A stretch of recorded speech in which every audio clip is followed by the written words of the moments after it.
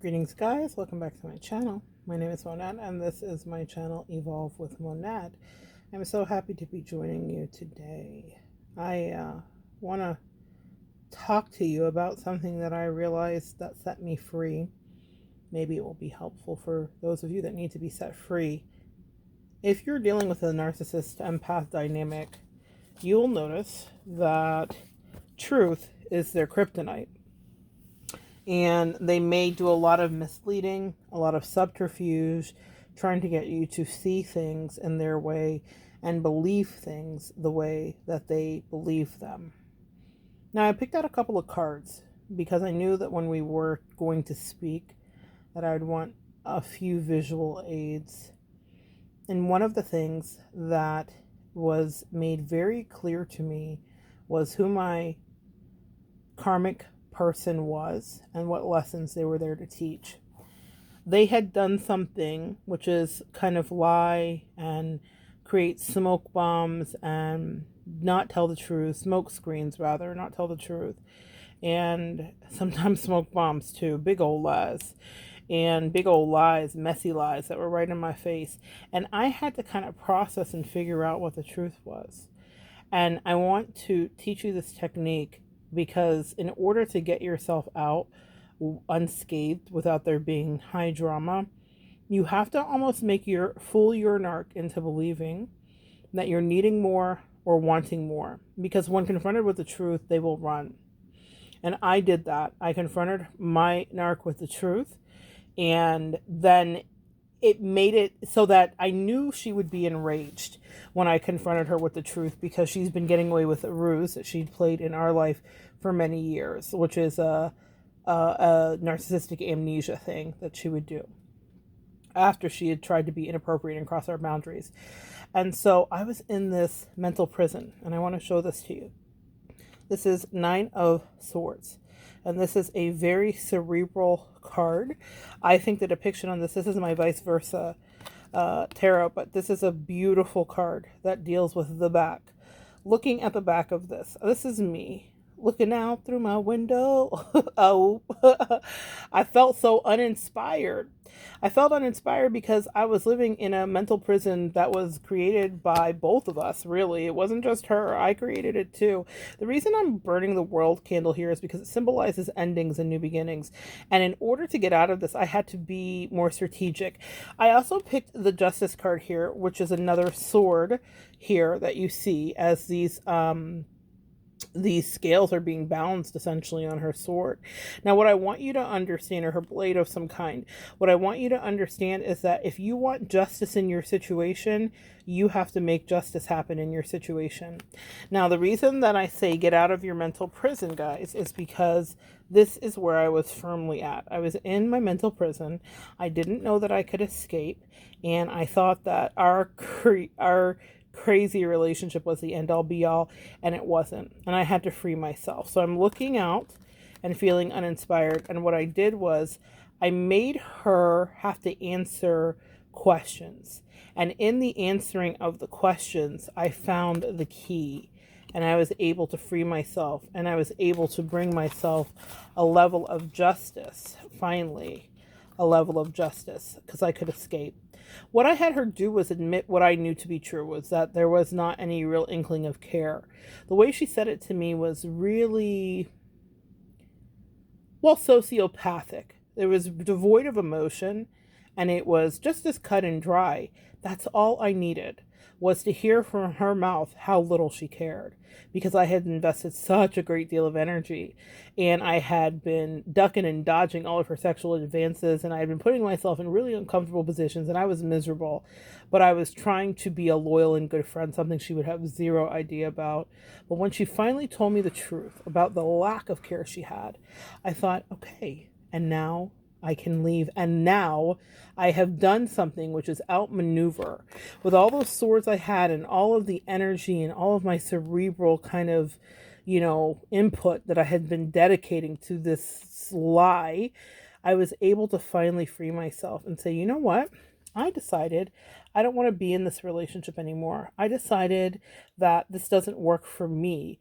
And now you have just signed my release papers. You don't need that, guys. You don't need to have your person validate to you that they don't love you in order for you to leave.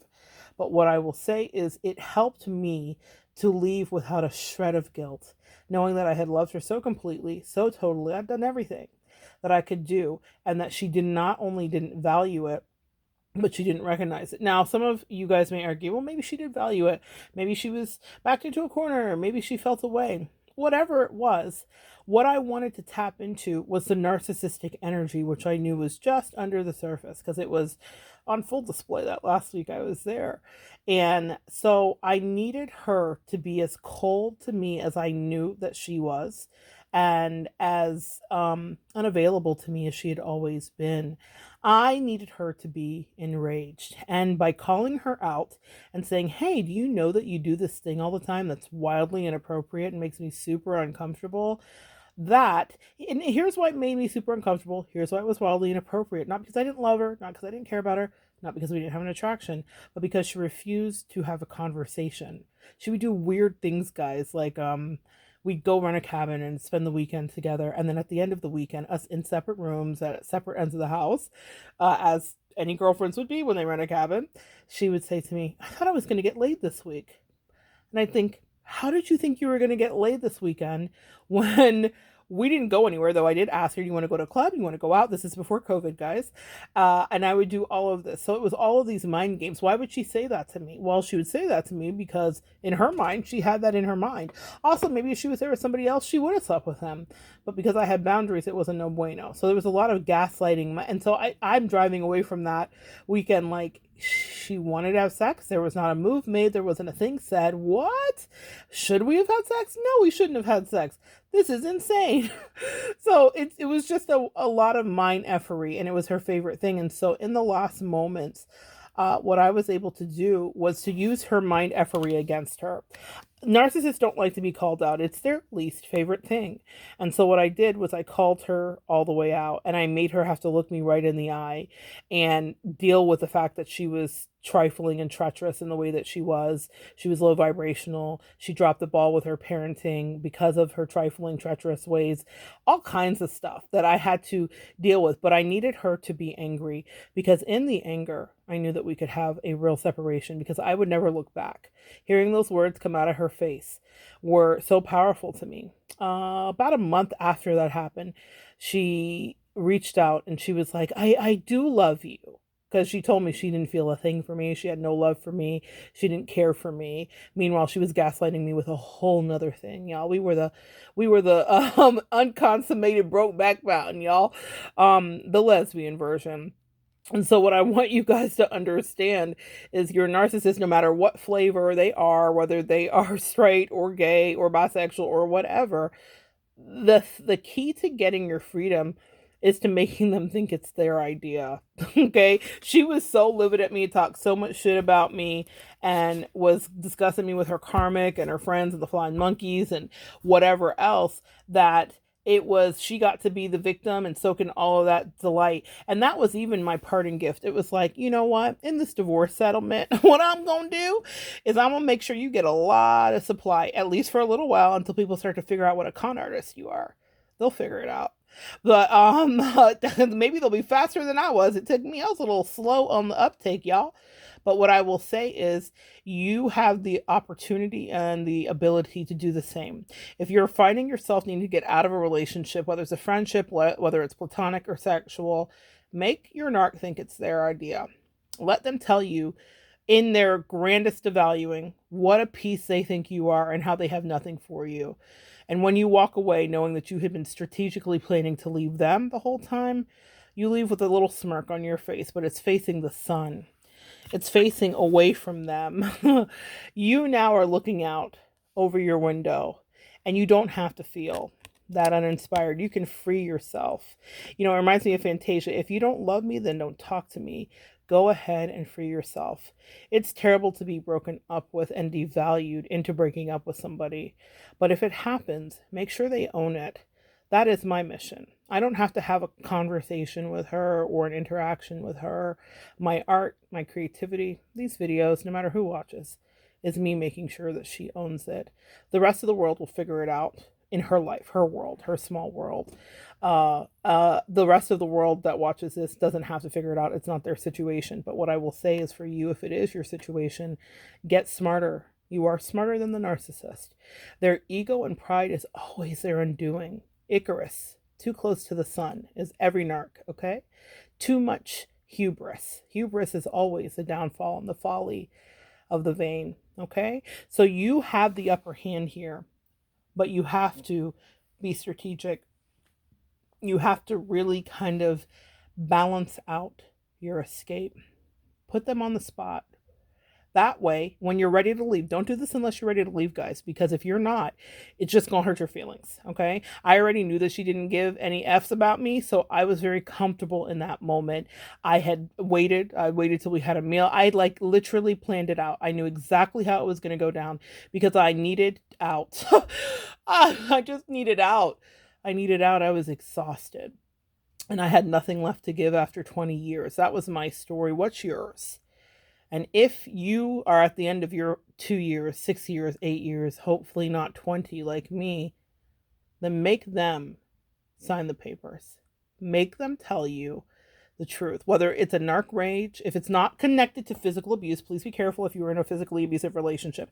But if it's not narc rage that you're going to be dealing with, that's going to be physically lashing out at you, I just let her seethe. I let her think that she had won. I told her everything that she'd been waiting to hear, all the reasons that she'd been throwing herself at me for all those years. I told her, you won. I've always been this. I've always felt this. I've always been here. And I've always been doing this. I made her hear everything. She even said to me, guys, your narc knows what a piece of shit they are. She said to me, why did you tell me this now? Why didn't you wait till the end of the week when you were going to leave? Because narcissists hate responsibility. Even in that moment, she was such a jerk that she couldn't even manage. And I told her why. I said, because for once I want you to carry the weight of it. I said, I think I might lose weight after I told you. I know she was pissed about that. Oh my gosh. But in my heart, I felt it. I was like, let's see where I am a year from now. I bet I'm not the same size because I've been carrying the weight of this relationship forever. And you haven't helped me with ish. And I purposely told her at the beginning of the week because I wanted her to carry the weight of what I had carried, of all the times that I had been treated poorly by her, and all the times I'd had to rationalize to myself what was happening. And I was like, now you for once carry. I know that for the rest of her life, narcissists don't care. New supplies, move on, whatever. I don't have any misgivings about her having some pining away moment or emotion for me. I know that she stopped thinking about me 2 days after I left, if not even that long. That's not my issue. But in that week, I was like, you're going to carry the weight of it. You're going to know that I know what you're doing. You're going to know that I see you. You're going to know that I know that you're lying to my face. You're going to know for the rest of your life. You're going to know. You won't have to think about it for the rest of your life. But in this week, you're going to feel what it feels like to be in a relationship with you, which is overwhelming, walking on eggshells, being treated crappily, being yelled at. I did not yell at her. She did at me. But I will tell you, I wanted her to see herself. So I stopped. I became a blank canvas and I let her project everything against me so that I could show her what she looked like. And that reflection she saw was a monster. Your narc's a monster too. It's unfortunate these humans that are in these meat bags, disguised as humans anyway, have no heart. And so if you want out of your situation, you got to be smart. You have to outwit them, and you cannot give them a leg up. Make them tell you why you're the worst. And then I know if you're wise and you've heard me, you'll have your bags packed, ready to go. Slip out that door in whatever way you do that. And don't ever, ever look back. And I want to really emphasize that.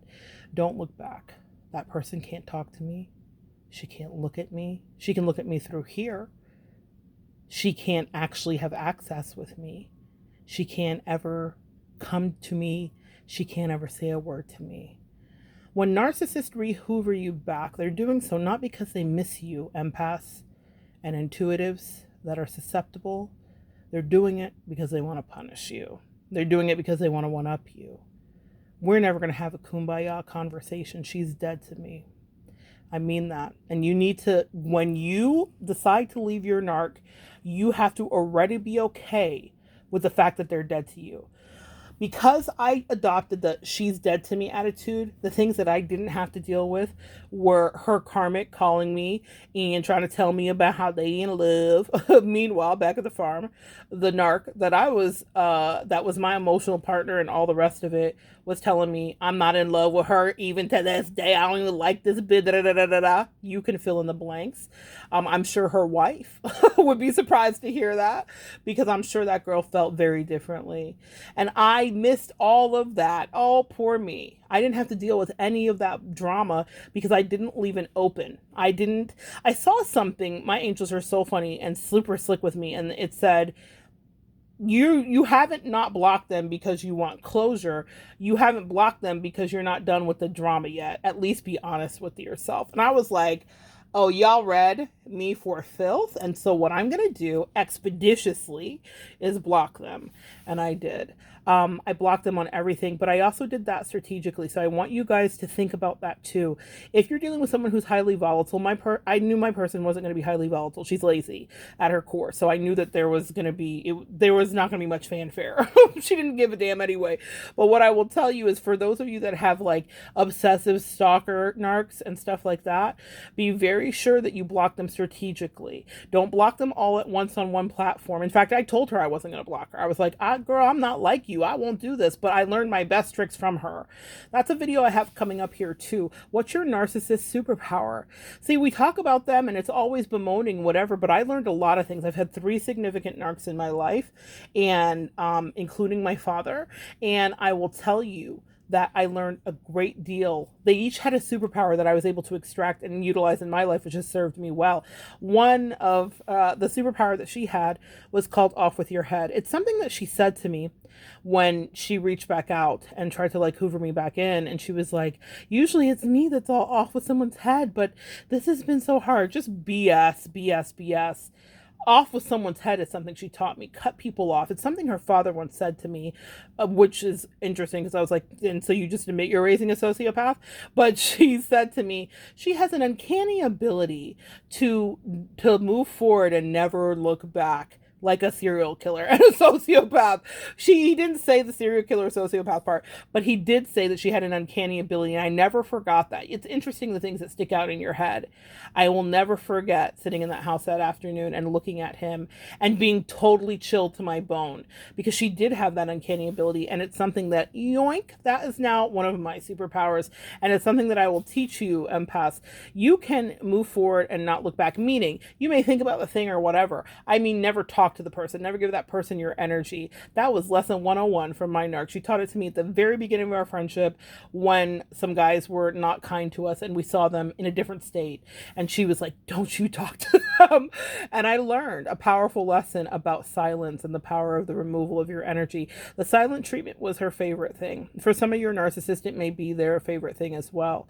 She can never talk to me about ish ever again.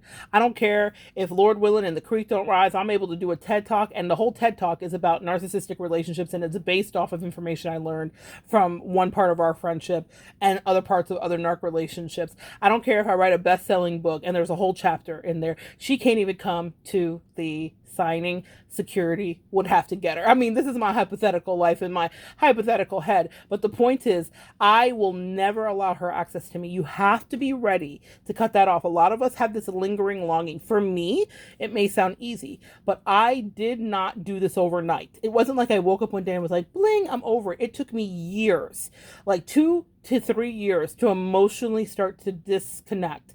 And she was disconnecting too, so it kind of worked out perfectly. We both disconnected at the same time. But it took me years, and I was loyal to her until the second I left. I never did the things she did to me. I never treated her the way she treated me. But I did take a mental note.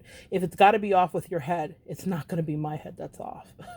I thought, I was so embarrassed for her that she even sent that to me. I was like, you played yourself, because you taught me this trick. You remember those commercials from the 80s? I learned it from watching you.